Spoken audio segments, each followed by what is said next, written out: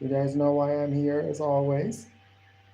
Wrestling Week in Review podcast / live stream number 66.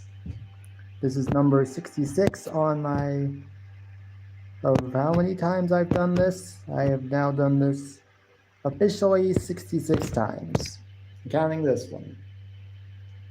Boy, where has the time gone? I don't know.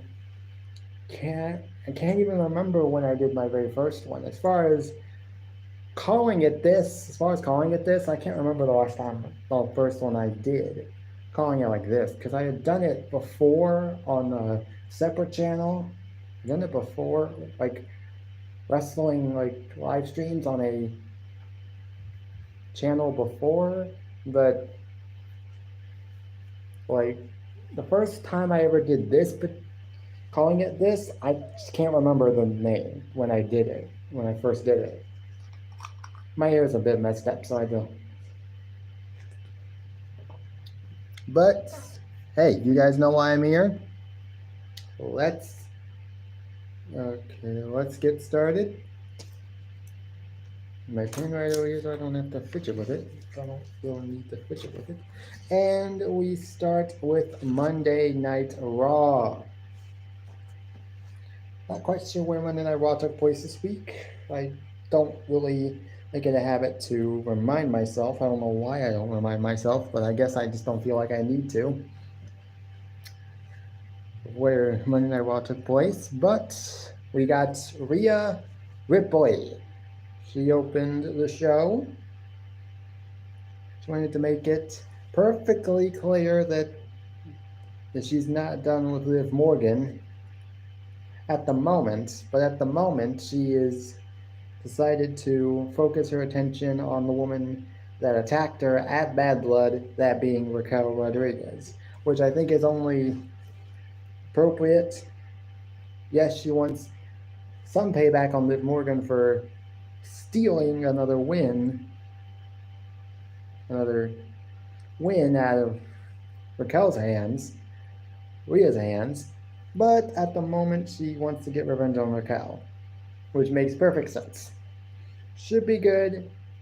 Tiffany Stratton, the 2024 Miss Money in the Bank, would interrupt proceedings. She had a message for Rhea from the Women's World Champion Nia Jax. The message was simple: stay out of my business, or you and I are gonna have a problem.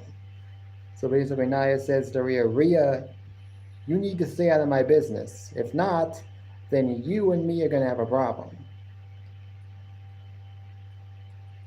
Well, then out comes Judgment Day. They come out to attack both Rhea and Tiffany. After this segment is over, we get Rhea backstage with Adam Pearce.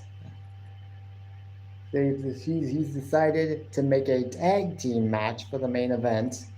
Tiffany, Liv Morgan and Raquel Rodriguez versus Rhea Ripley and a partner. But she doesn't know who's going to tag with her. In comes Tiffany Stratton, who is livid about what happened earlier, being attacked by Liv and Raquel. Adam Pearce sees Tiffany and says, okay, here's your partner, right here, Tiffany Stratton. And you better get used to it because it's the main event. So the main event was to be Tiffany Stratton and Rhea Ripley versus Liv Morgan and Raquel Rodriguez.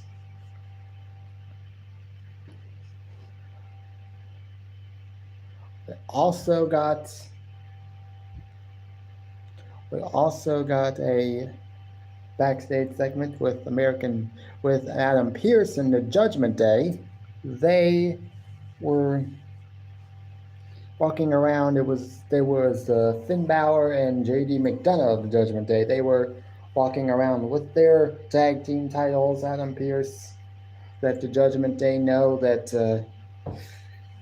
I've been looking at your titles and I've been seeing that you haven't been defending them nearly as much. Nearly as much. Yeah, they defended them once against New Day, and I'm guessing they feel like that's enough. That's enough title defenses for them. They'll be content with just walking around with the titles, not having to actually defend them. Well, that's not the case. They will be defending them, and they will be defending them against the winners of a tag team tournament first round match. One of the first round matches was that night. Alpha Academy, Otis and Sawa versus a mystery opponent, mystery team. But the first actual match of the night was Bron Breakker versus Kofi Kingston. This was a nice match, good match, went about 9 minutes. Bron Breakker, though, gets the win.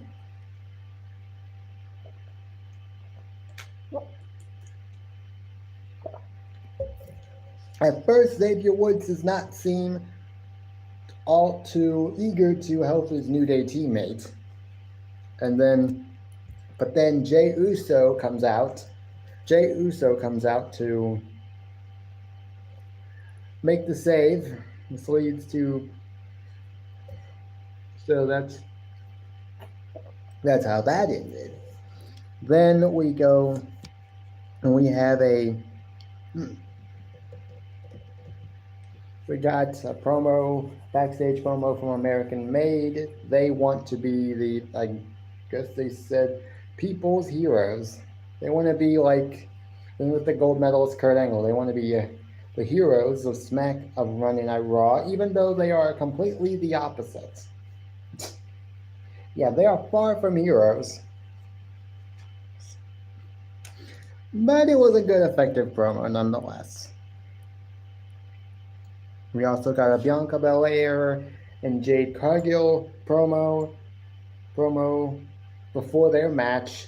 They were to take on Damage Control in a tag team match for the women's tag team titles later on in the show. They sent a little message to Damage Control.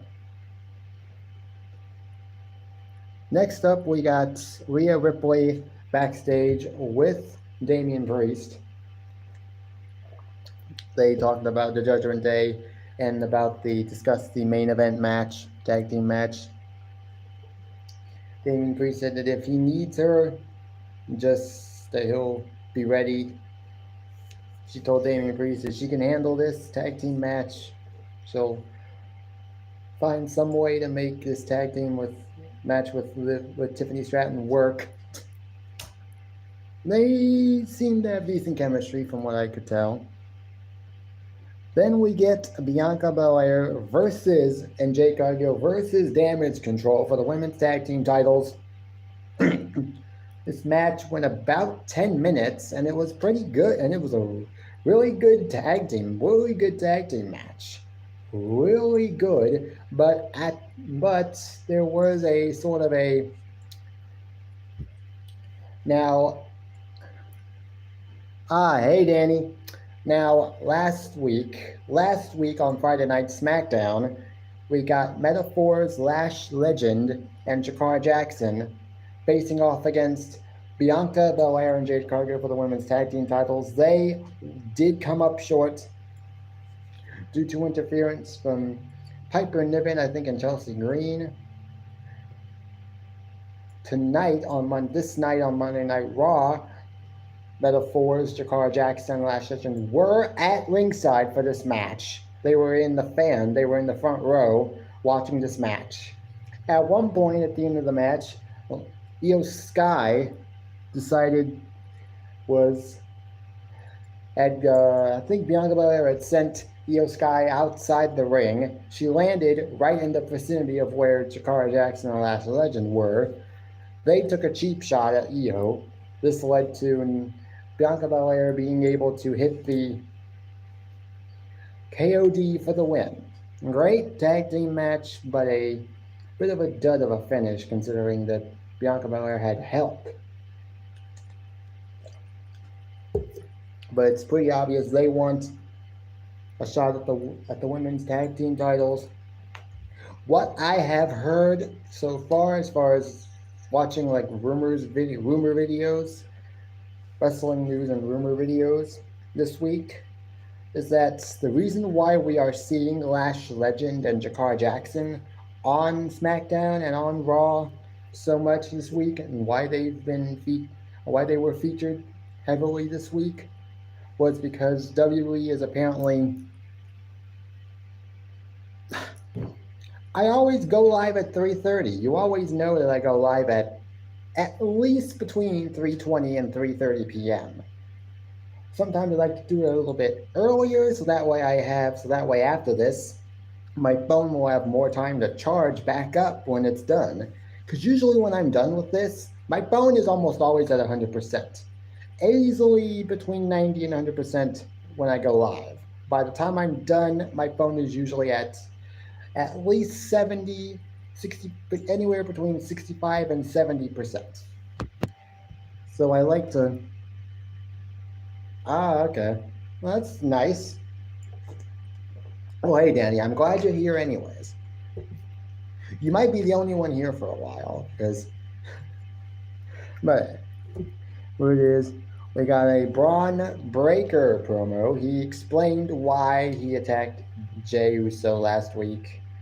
He said that ooh, chicken, that's nice.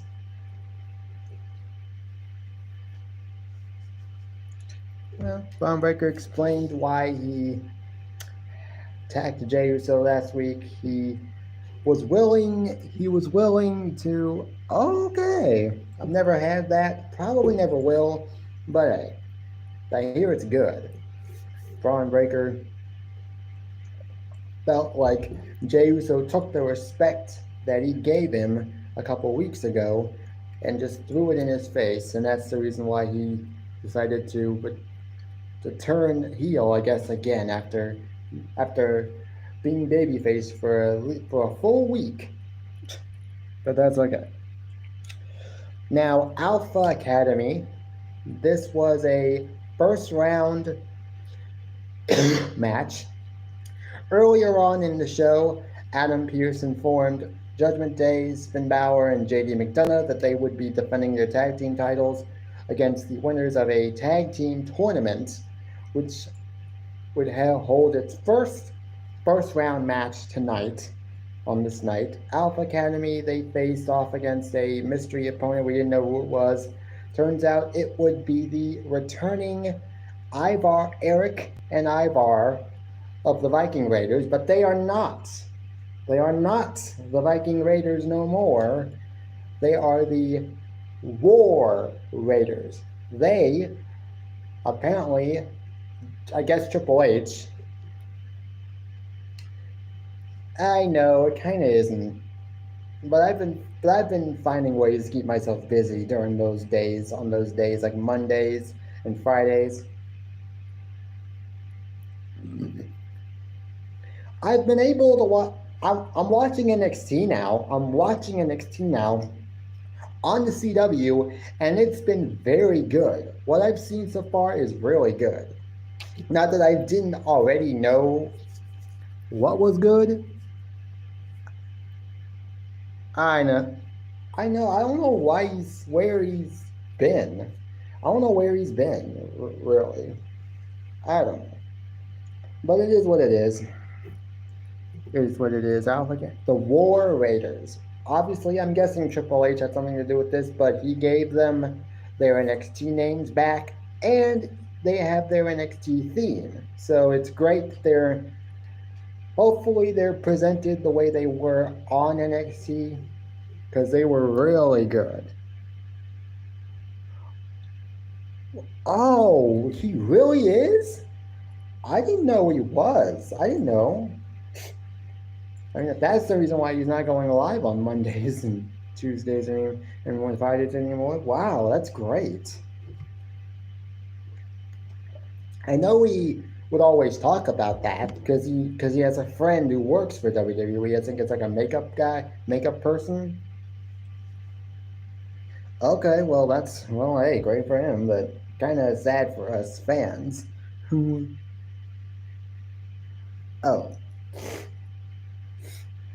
well, great. That's Off Academy versus the War Raiders. This match lasted no more than 4 minutes. It was a squash match. And the War Raiders won, as I knew they would. As soon as I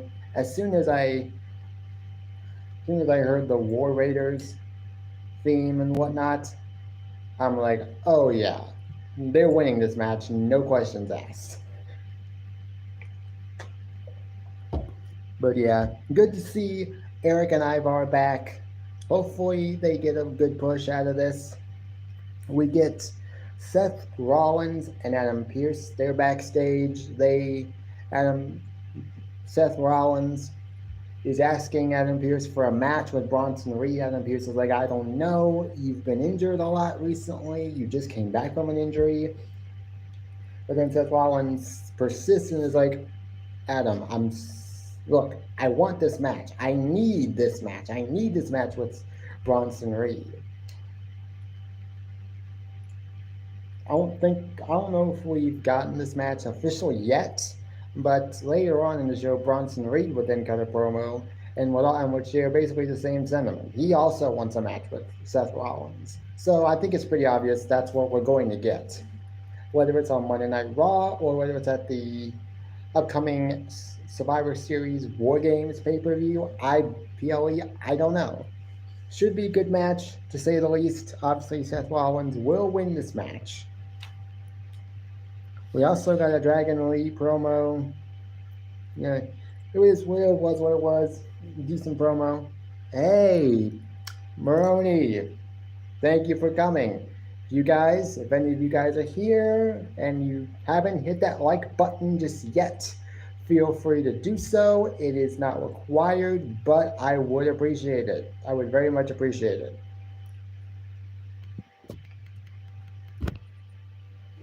We got Cody Rhodes was out there. We got Cody Rhodes on Monday Night Raw. He is there to promote that's pretty good. Pretty awesome, Marnie.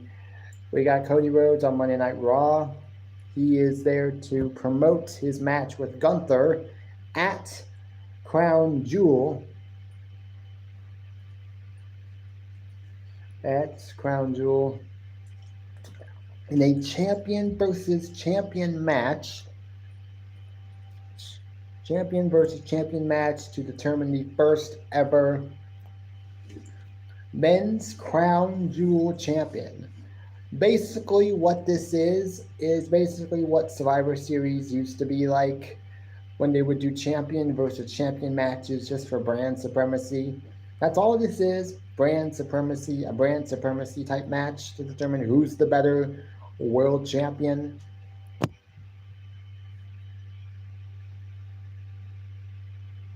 Yeah.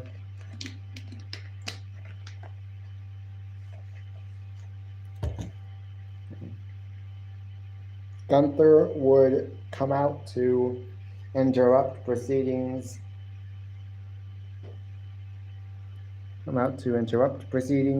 This was a great back and forth between each guy, so it was pretty good. This was really good. We got R-Truth versus The Miz. This match lasted no more than 8 seconds. This match lasted no more than 8 seconds. Now what happened was the bell rang. Now as soon as the bell rang, we got Karrion Kross and the Final Testament. They came out, I guess, to watch this match because I'm guessing Karrion Kross sort of gives himself makes himself out to be the reason why Miz turned heel. He, I guess, is taking credit for the Miz turning heel because he had his little conversation with him a few weeks ago, which I'm guessing eventually led to Miz reevaluating his friendship with R-Truth and realizing I'm much better on my own. which then led to him turning on R-Truth. So this distraction allows R-Truth to get a roll-up pin for a 3 count.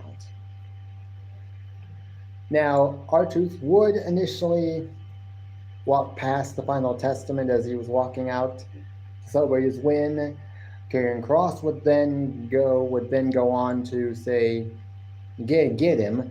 So AOP grabs R-Truth, throws him back into the ring. This leads Miz to hit a skull-crushing finale on R-Truth, and the people are automatically booing him.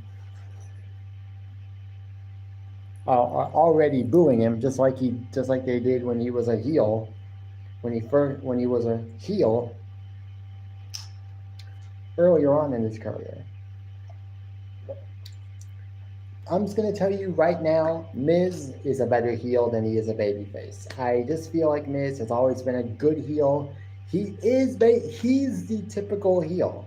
He's the typical heel that does everything that a heel is supposed to do, and it works. And it works. So, hey, it is what it is. But I think Miz is gonna be great for Miz, because I feel like he has always been a great heel. He's always a great heel, and that's, I think, exactly why I feel like he's gonna crush this heel turn.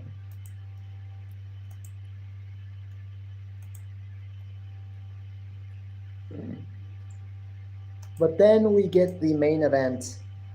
The main event is Rhea Ripley and Tiffany Stratton versus Raquel Rodriguez and Liv Morgan. This match goes about 11 minutes. Pretty decent match. Raquel Rodriguez and Liv Morgan do get the win here.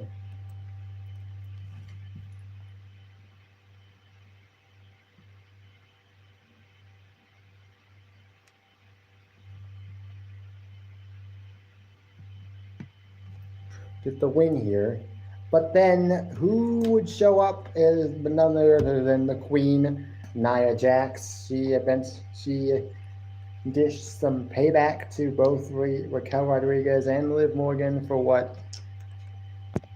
costing her a match last week against Naomi. Which I thought was a pretty good use, because it builds interest.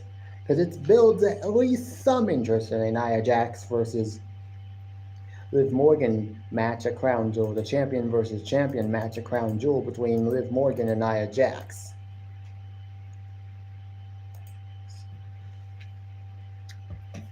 After basically squashing Liv with an Annihilator, she points to Tiffany Stratton and is like, hey, you should cash in your women's Money in the Bank. Come on. And she goes to do it, but then out of nowhere, Dirty Dom, like I guess you could say the perfect gentleman that he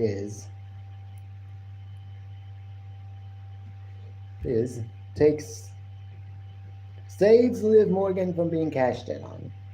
Well, thanks, Danny, for showing up. And hey. Well, that was Monday Night Raw. Monday Night Raw is now 2 hours, at least until the Netflix, until they go to Netflix, and then they will be officially 3 hours again, I'm pretty sure.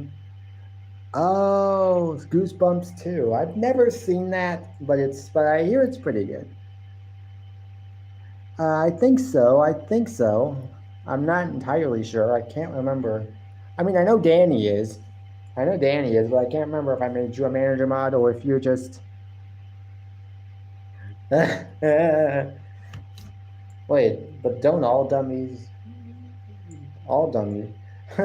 If you're talking about a dummy, I thought you would have said, looks more like Rory to me. Looks more like Rory. He is a dummy.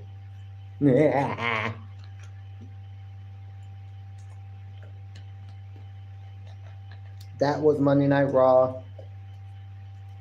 Monday Night Raw has now been dialed back to 2 hours, so I don't think my live streams will be as long. Maybe they will still be over an hour long, depending on how much I deviate talking to you guys. But oh yeah. Well, not so much queen, but queer. And he's still obsessed with me for some reason.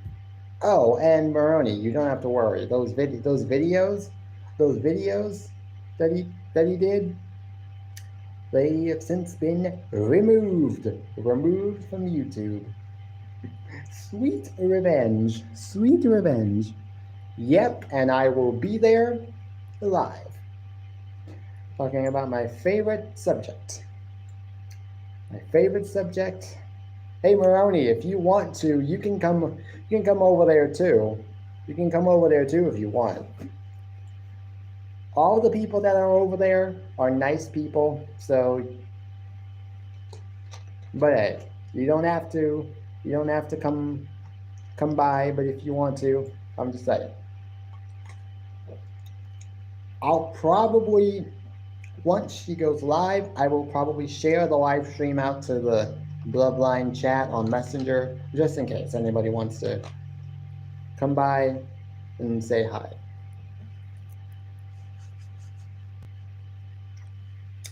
Yes, okay, so if I had to rate Monday Night Raw this week, I would rate it a 7 out of 10.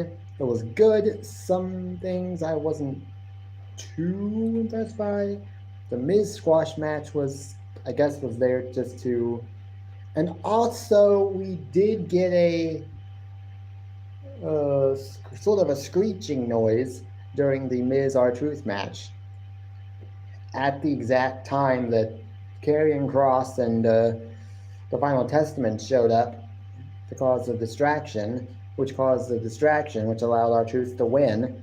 But maybe we're getting a Final Testament versus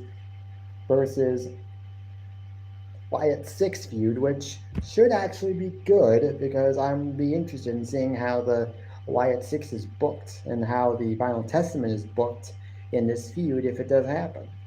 Should be interesting. Now, Tuesday night NXT. Tuesday is NXT. Now, the very first premiere episode of NXT was in Chicago. I think it was the Allstate Arena. The second episode of NXT was at the Factory in St. Louis, Missouri. Now it is back to the Performance. It is back to the Performance Center, y'all. Back to the Performance Center. Or I guess you could say the Capitol Wrestling Center in Orlando, Florida. So Big Joseph and Booker T, they opened up showing off the new NXT sets as far as the design of the logos and stuff for the show. It looks good. And another thing that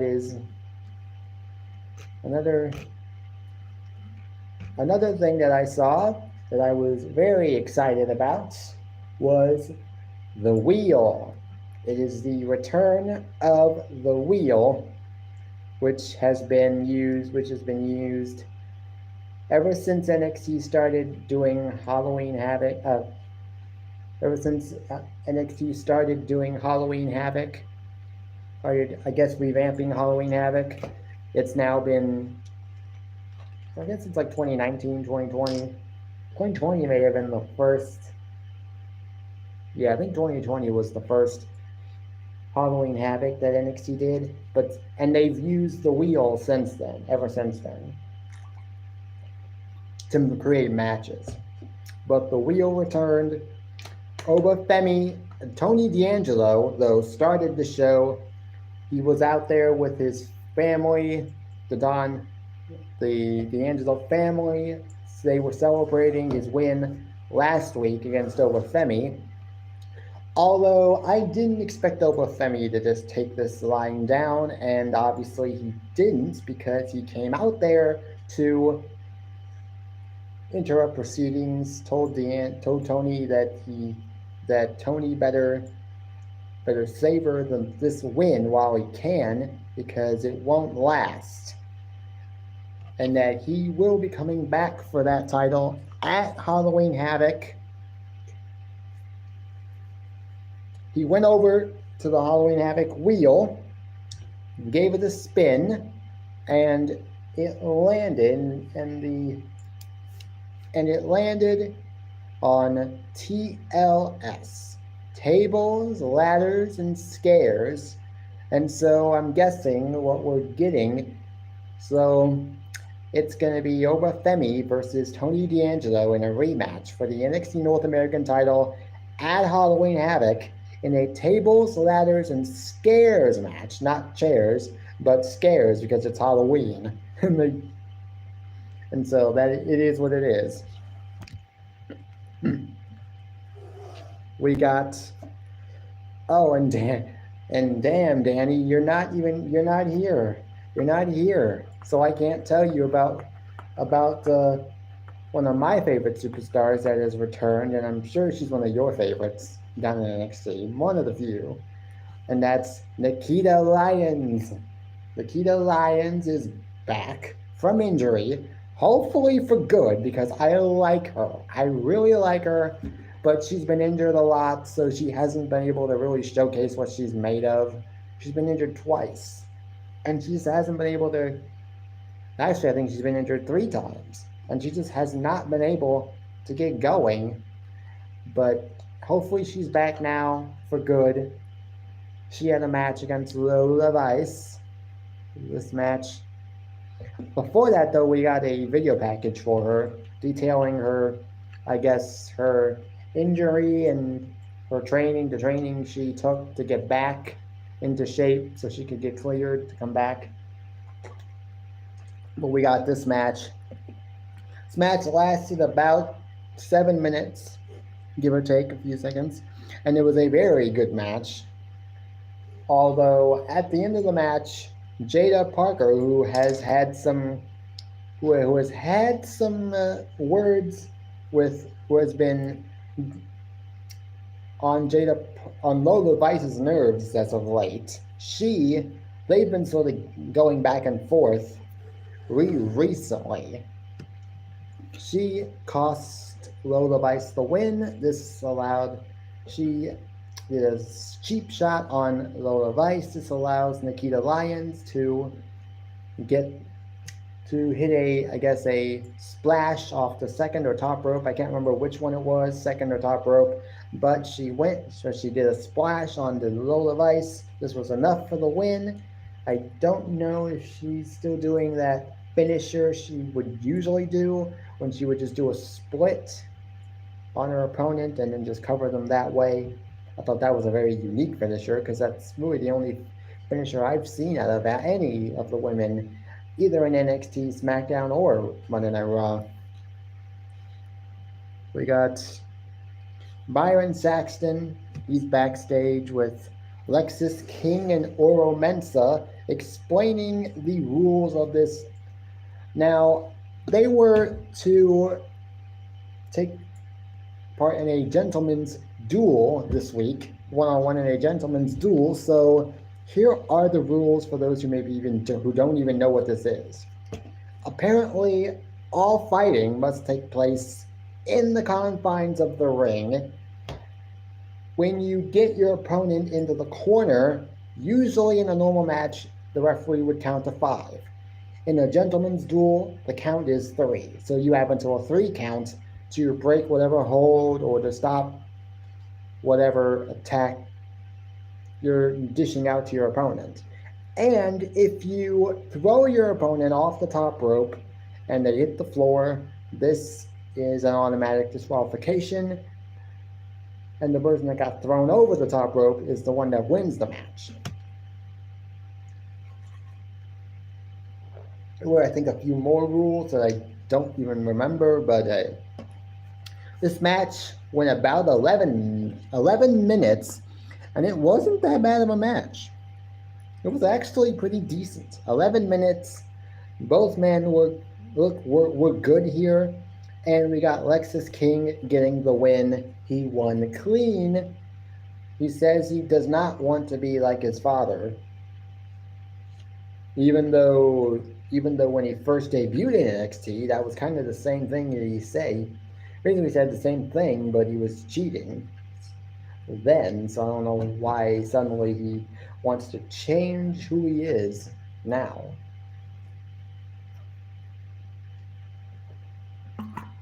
Who knows? But it is what it is. We got a video package, another video package for a woman who is apparently going to debut in NXT very soon. That woman's name is apparently Delta.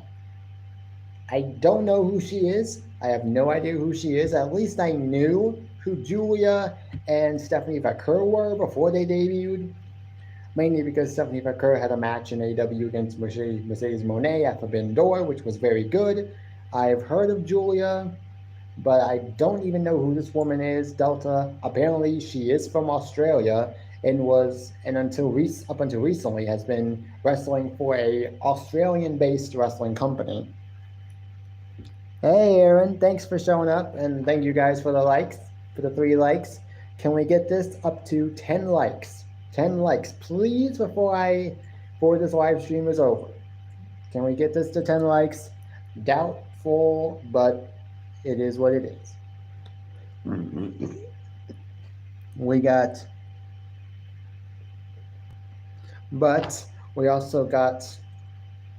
But speaking of Stephanie Vaquer, we got Stephanie Vaquer versus Ren Sinclair.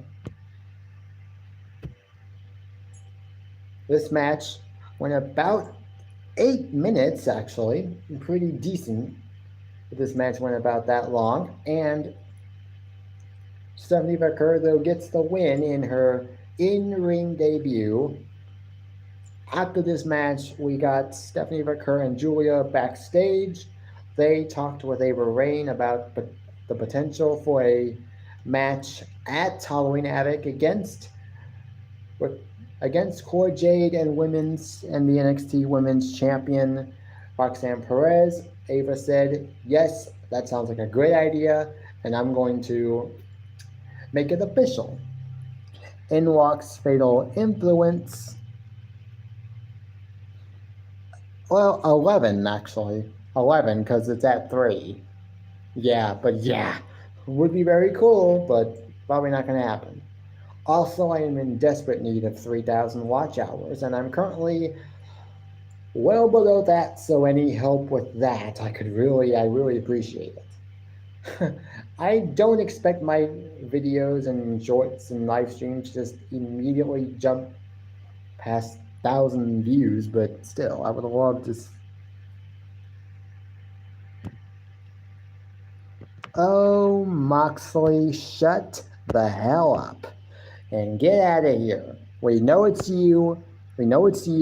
So don't even try. Don't even try to make it seem like that's not you. Just some fake account. It's a fake account, all right, but we know it's you. And I know it's you. So get out of here. Next, Fatal Influence would interrupt. They asked Ava Raine to give them an opportunity give one of them an opportunity at the Women's North American Championship. Ava was like, I don't know if I should just give you an opportunity because these two have a legit reason as to why they want to face Roxanne and Cora. You're just demanding a match and just expecting me to give it to you. But she had an idea. So next week we'll get whichever 2 members of Fatal Influence want to face Stephanie Vaquer and Julia. That's what will happen. I don't know who. I don't know which 2 Fatal Influence we will see, but it should be an interesting match nonetheless. We get a message from Meta-Four.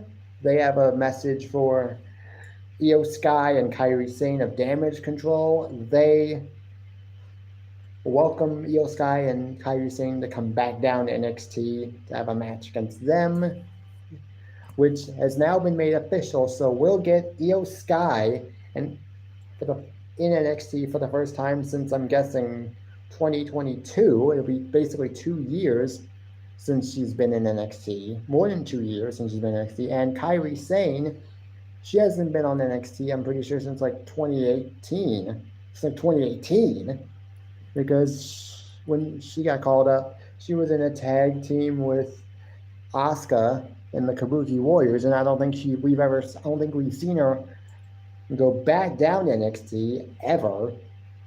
So it is what it is, but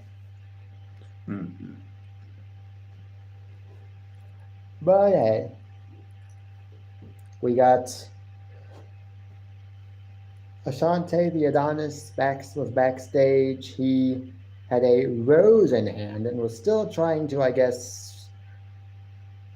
I don't know what his gimmick is at the moment. He really seems like he's like a Lothario, or just some sort of hopeless romantic trying to swoo the ladies of NXT, but none of them seem to be falling victim to his swooning. Kind of like when Rick Rude tried to swoon Jake the Snake Roberts' wife, Cheryl, only for her to flat out reject him. Then again, at the time, he didn't even know that that was Jake the Snake Roberts' wife. But it is what it is. Shawn Spears would come out, would interrupt, would tell Ashante that he's being disrespectful, and then Brooks Jensen would come in and would just take the rose from Ashante's hand and would crush it. This led to a match between them later on in the show. Great. It is what it is. Axiom and Nathan Frazier were backstage with Javon Evans, and hey, thanks. Danny's complimented me on this shirt too on a number of occasions. Danny has complimented me on this shirt. So, thanks. One of my favorites. I've had this for years. The fact that it still fits, and the fact that it's supposed to be a kid's 20 size 20, and yet it fits me just like a men's large. It's crazy how this shirt still fits me, even though I've had it for years. But Javon Evans and Cedric Alexander were backstage with Axiom and Nathan Frazier. Wesley came in the picture to interrupt. He had words with Javon Evans regarding their main event match, which is a #1 contenders match to determine who will face Trick Williams at Halloween Havoc.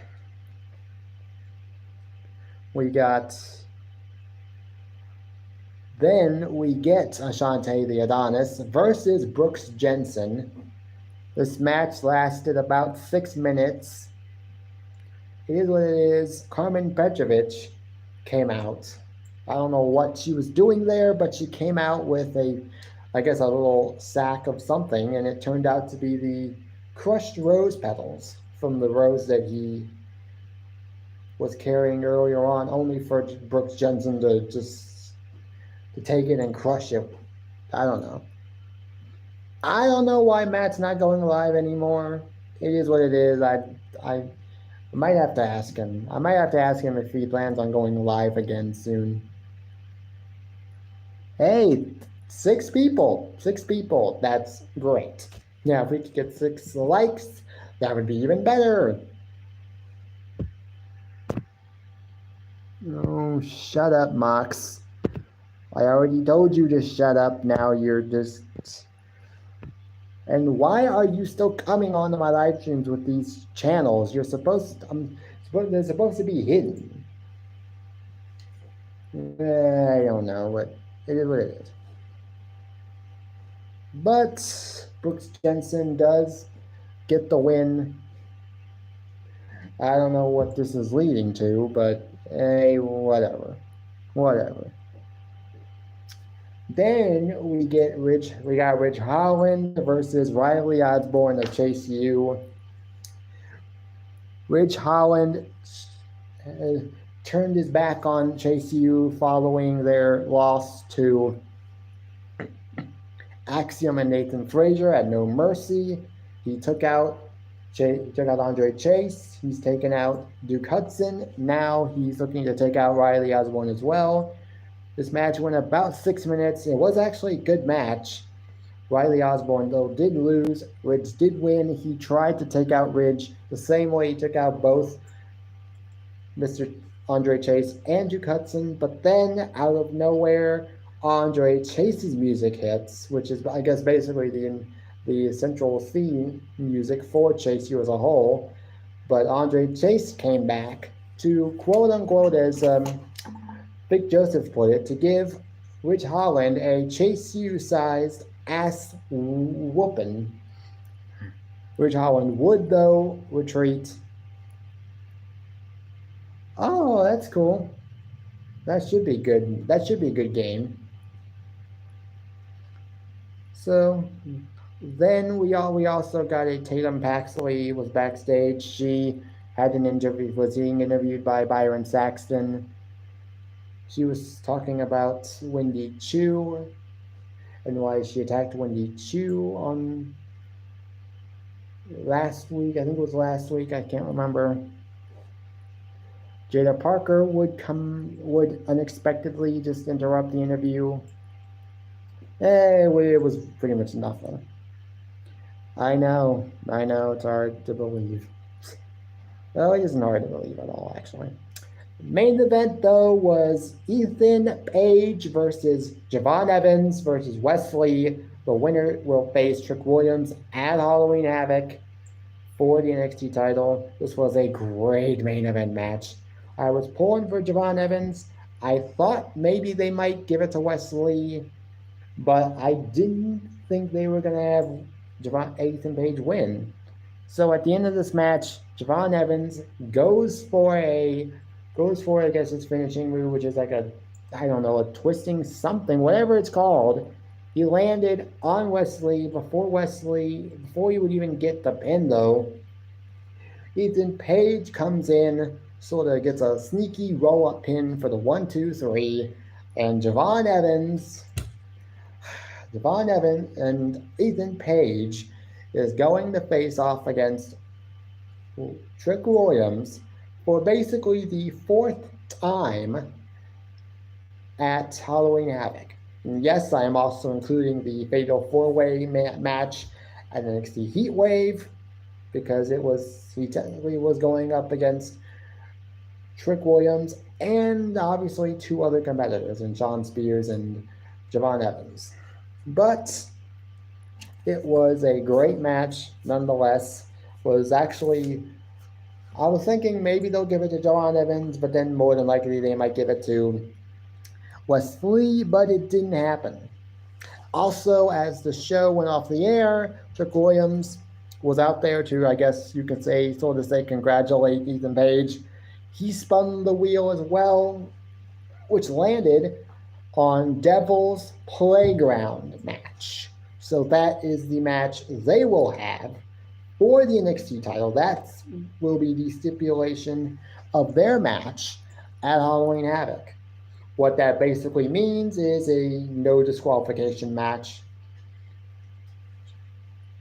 But it is what it is. Should be a good match. I am fully expecting Trick Williams to retain. Obviously. What Ethan Page does after this, I have no idea. But it should be good. NXT was a great show. This was a really good show this week. If I had to rate it out of 10, I would rate it 7 out of 10. Because it was really, really good. Then we go to AEW Dynamite. AEW Dynamite this week was centered around some things that happened at Wrestle Dream. We got the in-ring retirement of, I'm guessing, the full-time in-ring retirement of Bryan Danielson. After the match was Jon Moxley. The BCC would attack Bryan Danielson. Darby Allin and Wheeler Yuta came out to assist Bryan Danielson, but Wheeler Yuta would show his true colors, would attack Darby Allin with a chair. They would tie up Darby Allin, and then Wheeler Yuta would do the same thing to Bryan Danielson that Jon Moxley did at Wrestle Dream at All Out, and that is he took a plastic bag and tried to suffocate him again. This is basically the in-ring retirement, basically, of Bryan Danielson full time as he's getting his neck looked at, possibly surgery. I don't know, but hey, it is what it is. Jon Moxley. The show opened up with a Jon Moxley promo. He was, I guess, outside the arena. Talked about AEW and how there's a new paradigm in AEW.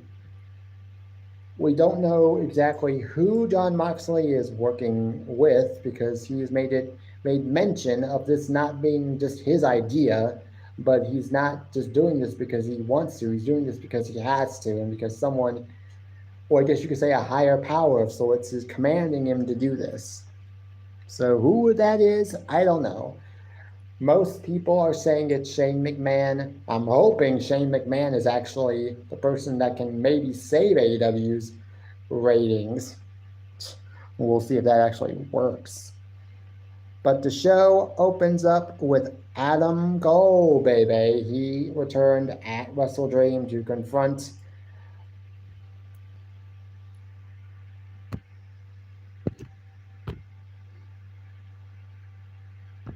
Shut up. And go to hell, Mox. Adam Cole opened up the show. He really mainly just talked about one thing and one thing only. MJF. He talked about how terrible of a human being he is, talked about how he hates his hair, the way he looks, his attitude, everything about him. And he said that he wants to face MJF in a match, and he said no what better place than right now.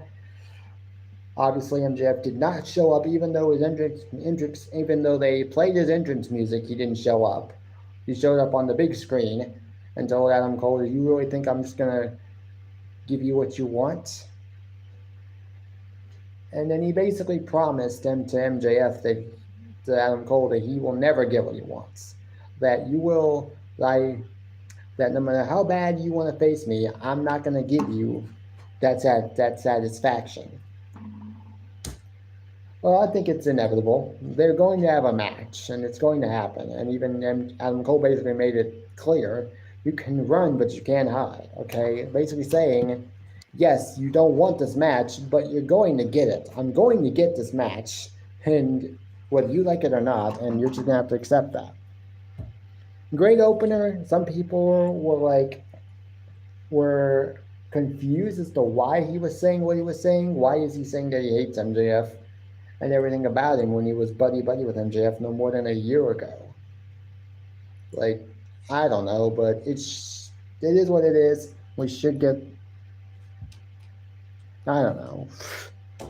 Well, the opening match, the conglomeration... I think it's Kyle O'Reilly, Mark Briscoe, Kyle O'Reilly, Orange Cassidy, and I'm guessing Rocky Romero or whatnot. I can't remember who was in this all involved in this match. Part of the conglomerate. They took on the Elite in a trios match. The Elite won the match due to interference from the... Actually, I think the conglomeration won the match via DQ due to interference from the BCC. Jon Moxley and his crew came out to attack the superstars involved in this match, mainly the baby faces. Great, but this is really neat. We got Mark Briscoe backstage. At some point, I feel like we might be getting conglomeration versus the BCC at some point, which I'm going to be interested in seeing how that match turns out.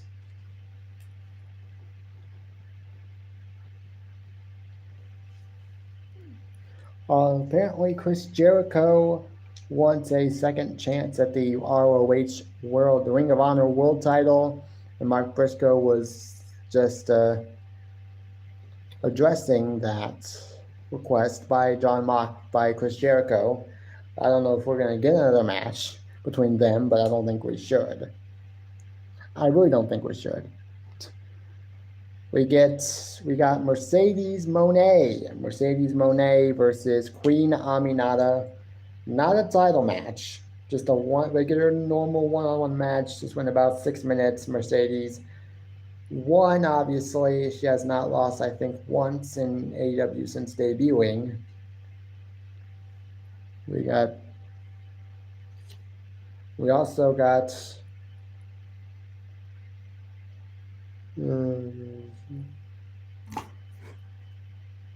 Okay, I can't remember what the SB and LSL are. I'll have to see. We got FTR versus Big Bill and Brian Keith of the Learning Tree. This match lasted about 7 minutes. It is what it is. It was a good match for FTR. They're back, I'm guessing, and they win. They win.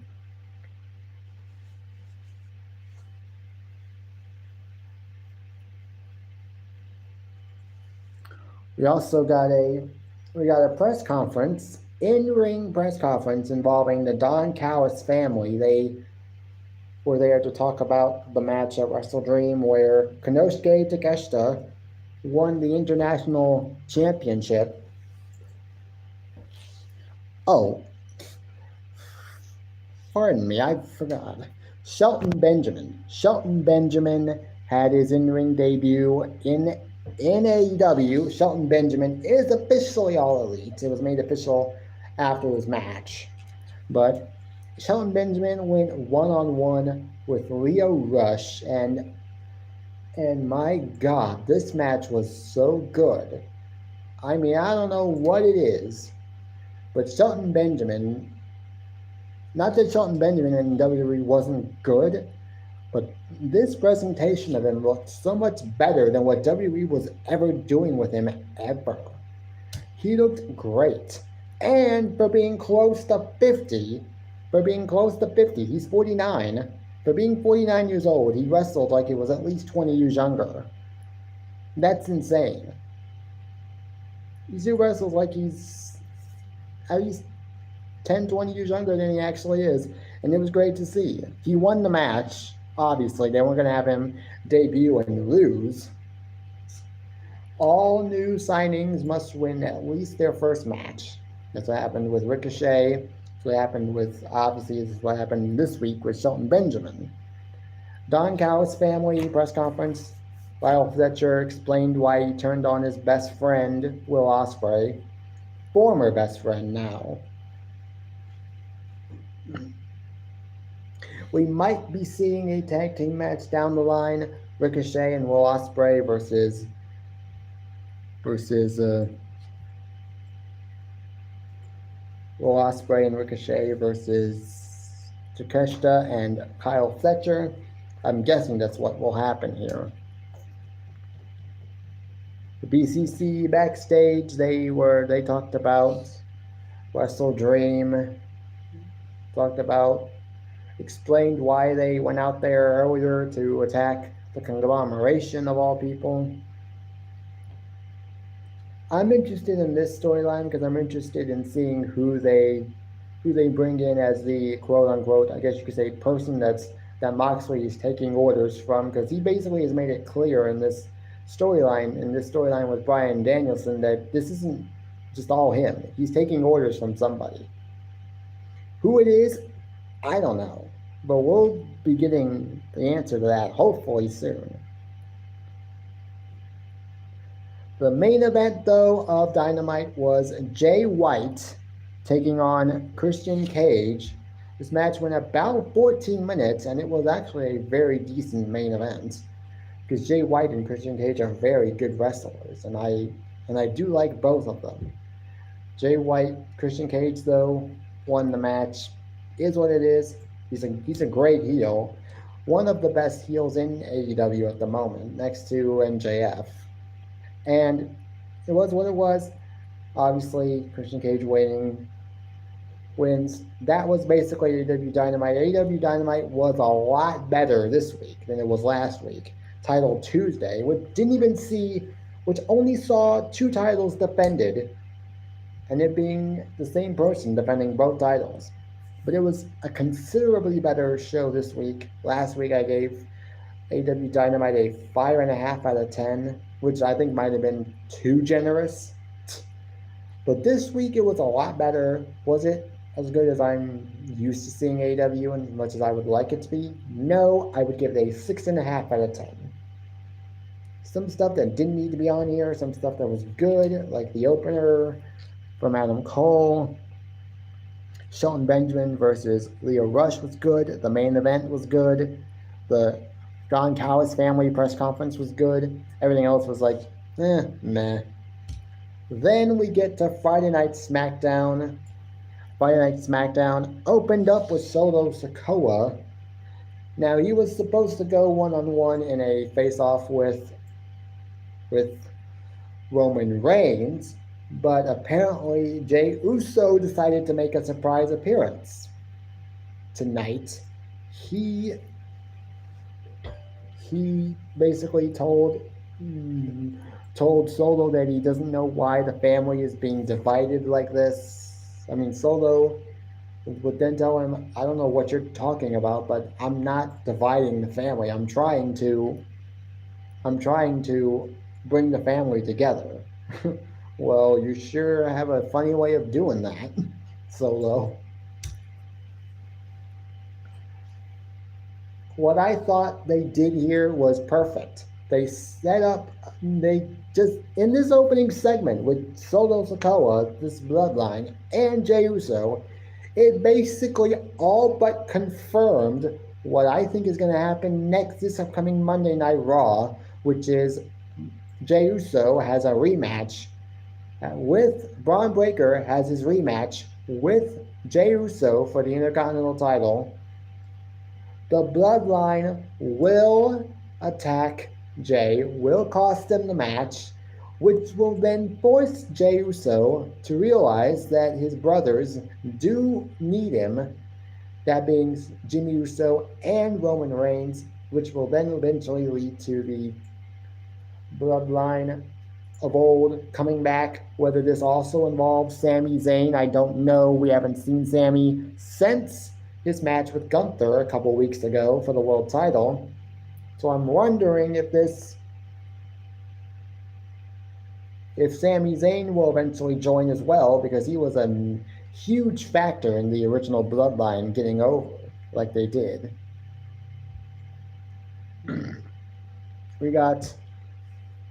After this, though, we got a triple threat tag team match with the winner of this match facing the winner of another triple threat tag team match later on in the show. The winners of both, the winner of that match will go on to face the Bloodline for the tag team titles. We get this first one, we got Pretty Deadly versus DIY versus Street Profits. Match went about 9 minutes, and it was really, really good. We got DIY won the match. There was a finish to the match which was suspect and could lead to Street Profits turning heel eventually.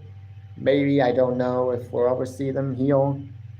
Hey Austin, and how am I doing? I am doing great. Thanks for asking, and thanks for showing up. If you guys want to hit that like button, feel free to do so. Like I've said a million times, it's never required, but I would appreciate it. Thank you. This match was great. DIY win. Then we get Nia Jax. She's backstage. Which one are you talking about, Austin? Because there's a few AEW matches this week. We get Nia Jax is backstage. She apparently will have a tag team match this week on this show against Bayley and Naomi. She doesn't have a tag team partner. She says she doesn't have a tag team partner because her friend Tiffany Stratton is out this week. In walks the WWE Women's Speed Champion. Okay, which match on AW Dynamite? This in walks the WWE Women's Speed Champion, Candice LeRae. She couldn't help but overhear Nia Jax saying she doesn't have a partner for this tag team match and would like to offer her services. So I thought this was interesting that they gave her this match, that they allowed her to be in this match. Nia Jax agreed, but then decided to warn Candice that if she stepped out of line just once, she would quote unquote annihilate her, as she usually does, as she does. Then we get a Kevin Owens sending a message to Cody Rhodes and to Randy Orton in the WWE Universe. He's not sure when he's coming back or when they'll ever see him again. We're clearly getting a Randy Orton versus Kevin Owens match out of this because Randy Orton was backstage. Oh yeah, I saw that. That was brutal. Yeah, we got Roman Reigns. Later on in the show, we would get Randy Orton telling Nick Aldis he wants a match against Kevin Owens. Nick Aldis keeps telling him, you can't have him. I can't let you face him because higher up is telling me that is saying that Kevin Owens is suspended right now. I'm guessing he's suspended kayfabe-wise. But it is what it is. Roman Reigns and Jimmy Uso were backstage when they ran into Jey Uso. Roman Reigns told Jey that he's proud of him and that they all are. Jey Uso said flat out, I don't want to be involved in this, in your bloodline issues. It is what it is.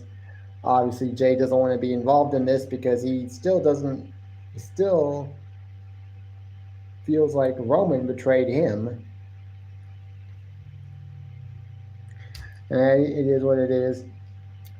Then we get a match, Lash Legend versus Piper Niven. This match went about 5 minutes, and it was actually a pretty decent showcase for both women.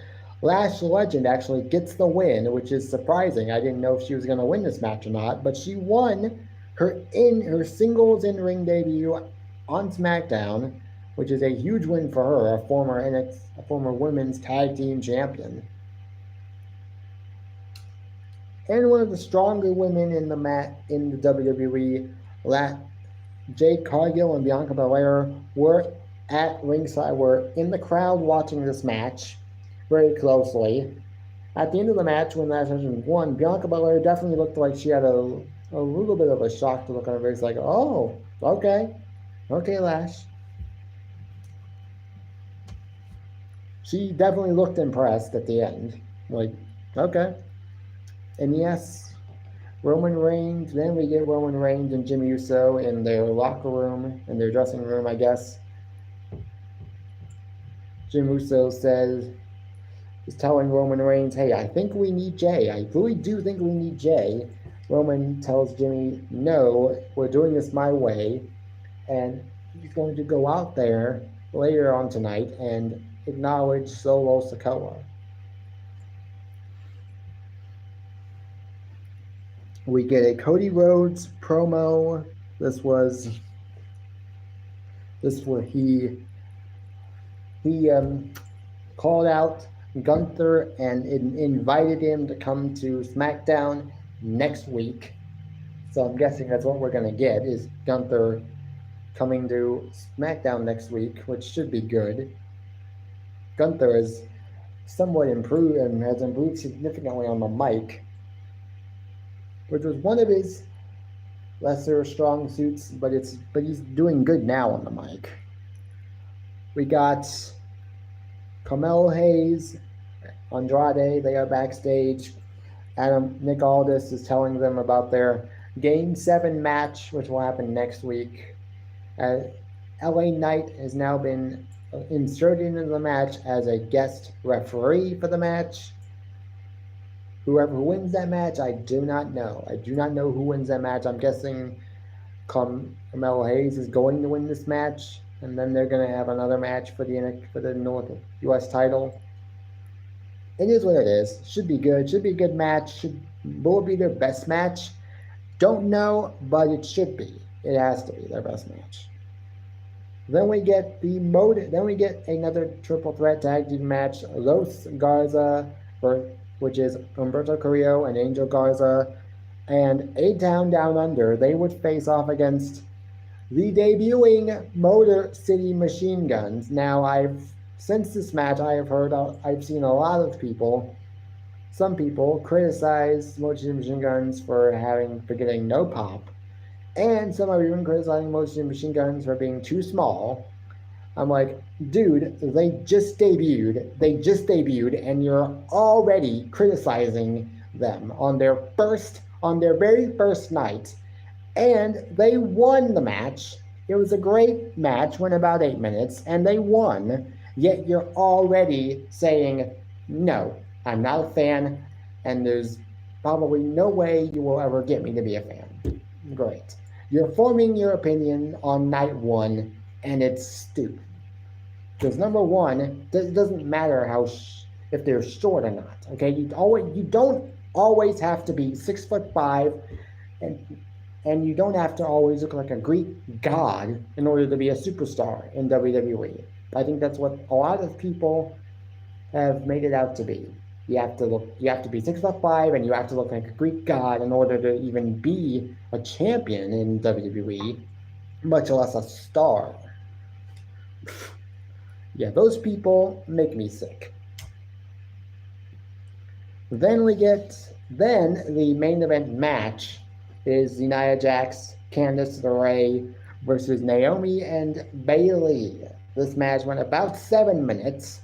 It was a fun little match. And they actually had Candice LeRae pin Naomi. So not only did they have Candice LeRae team up with Nia Jax in this main event, which I thought was their way of saying, okay, she's taking the pin. We haven't seen her on television in months. And the last time we saw her, she was losing a lot of matches. And so I figured, oh, they're just going to have her lose. She's going to be the one to take the pin in this match. Nia Jax is basically losing this tag team match. But no, they actually allowed her to win, and I think that's good. Will it mean anything? Maybe not in the long term, but it's nice to see Candice LeRae actually on TV, getting a win, and the fact that they actually showed her with the speed title, which is something they didn't even do with Ricochet when he was the inaugural champion. They have not once have they even made mention of the men's speed title, but we get the women's speed champion on TV, mentioned on WWE television, and she's winning a match in the quote-unquote main event. The actual main event segment was Roman Reigns and Solo Sikoa. It is what it is. The typical bloodline stuff. Solo Sikoa asks Roman Reigns to acknowledge him. He actually does acknowledge Roman Reigns, Solo, but Solo says that's not enough. Okay, I don't want you to just acknowledge me. I need you to acknowledge me as your tribal chief, or else. Roman then, emphatically says, or else what? In a loud tone, oh, okay. Yeah. Hard no. Hard pass. This leads to then a bloodline again for the third week in a row, taking out Solo, taking out Roman and Jimmy.